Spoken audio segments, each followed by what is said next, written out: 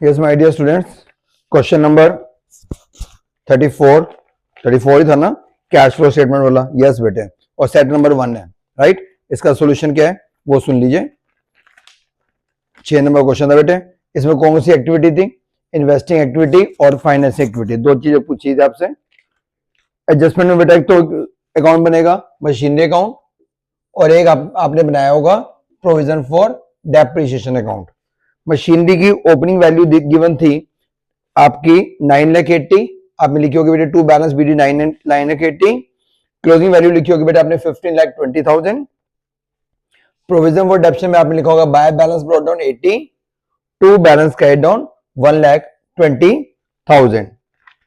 नीचे एडजस्टमेंट थी depreciation charge 80,000 बेटा, आपने लिखा होगा बाय डेप्रिसिएशन 80,000, डेप्रिसिएशन चार्ज है ना 80, ये हुआ 1,60,000। आपकी एक्यूमुलेटेड डेप्शन आई बैलेंसिंग फिगर 40,000, जो यहां पे चली गई एसेट्स अकाउंट में बाय एक्यूमुलेटेड डेप्रिसिएशन।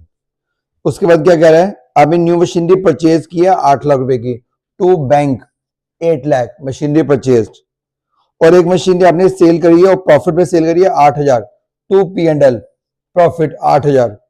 इसकी टोटलिंग करी, ये आ रहा है आपका 17,88,000, 17,88,000, और ये था 15,60,000 माइनस किया 17,88,000 और 15,60,000, तो ये आ गया 2,22,000। ये बेटा मेरा सेल था।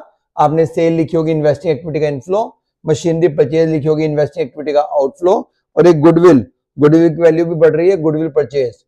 तो ये आपका आंसर आया होगा बेटा cash used in investing activity 7,32,000। अब इसमें फाइनेंसिंग में आ जाओ। फाइनेंसिंग बेटा शेयर कैपिटल की वैल्यू बढ़ रही थी, issue of equity share, bank loan, bank overdraft बढ़ रहा है, प्रोसीड फ्रॉम बैंक ओवरड्राफ्ट वो भी इनफ्लो, डिवेंचर्स रिडेम्पशन हो रही है 70,000 आउटफ्लो, और डिवेंचर्स पे आप इंटरेस्ट पे कर रहे हो 32,000, वो भी बेटा आउटफ्लो। इनफ्लो में से आउटफ्लो माइनस किया, cash flow from financing activity, आपका बच्चों आंसर आया होगा 10,38,000, राइट।